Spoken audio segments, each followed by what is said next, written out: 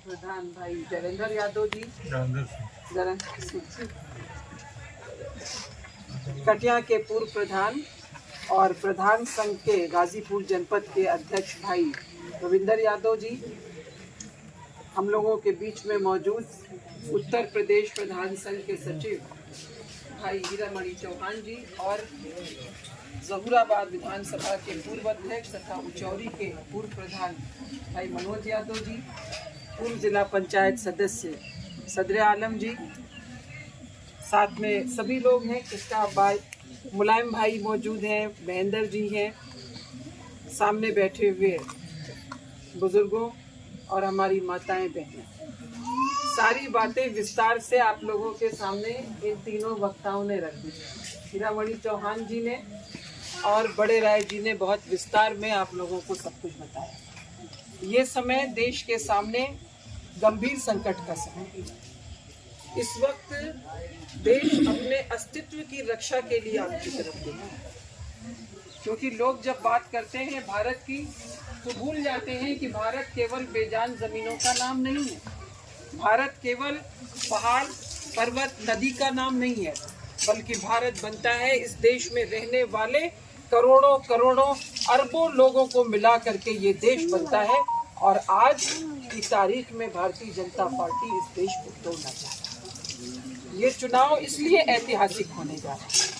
सही कहा आपने कि जो लहर इस समय दिख रही है वैसा कभी नजर नहीं आया।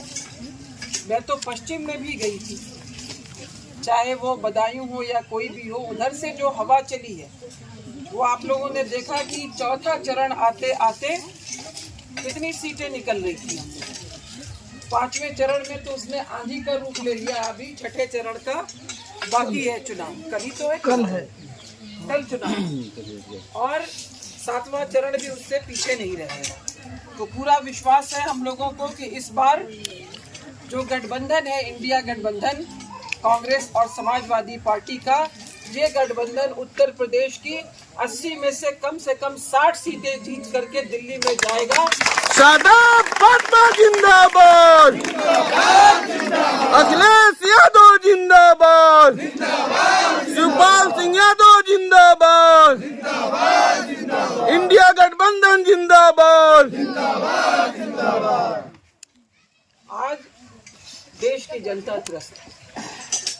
आपने बताया ही कि महिलाओं को 8,500 रुपया प्रति माह मिलेगा। इस गठबंधन की सरकार बनी तो, और निश्चित रूप से बनेगी। इसलिए बनेगी कि किसानों की बात पर एमएसपी के बारे में आपने बताया, स्थिति ये हो गई है भारतीय जनता पार्टी की कि ये लोग पंजाब हो या हरियाणा गांव के अंदर घुसने नहीं पाते।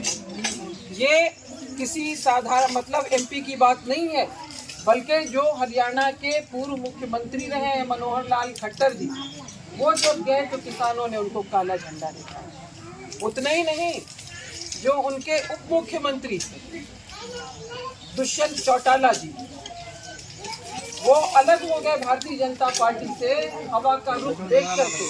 लेकिन उसके बाद भी इस देश की जनता ने कहा कि 5 साल 4 साल, अब उनके यहाँ भी चुनाव होने वाला है विधानसभा का, कि 5 साल तक बैठ करके तो खूब मलाई काटी है, और अब जब देखा कि लड़ने का वक्त आया है तो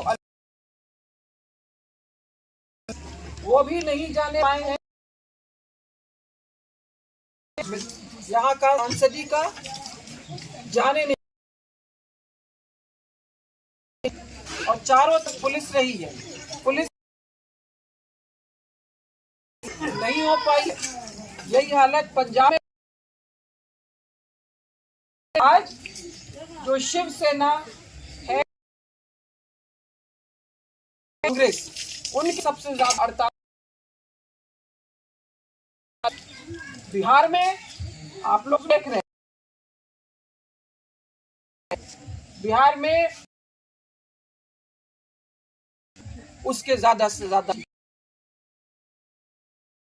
पार्टी ने जो 400 पार का नारा दिया था, वही उसके गले की हड्डी बनी।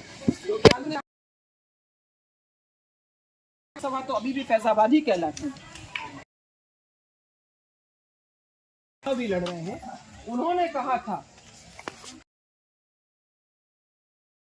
में संशोधन संविधान को हम बदलना चाहते हैं, तो संविधान इसलिए बदलना चाहते हैं कि आरक्षण को समाप्त कर दिया जाए। जिस दिन कोई नौकरी या बराबरी का हक नहीं, लड़ाई को लड़ रहा है कि हमें किसी भी हालत में इस देश के, अगर संविधान नहीं रहेगा तो आपको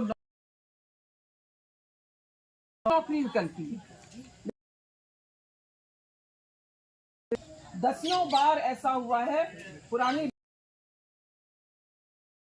साल के 10-12 महीने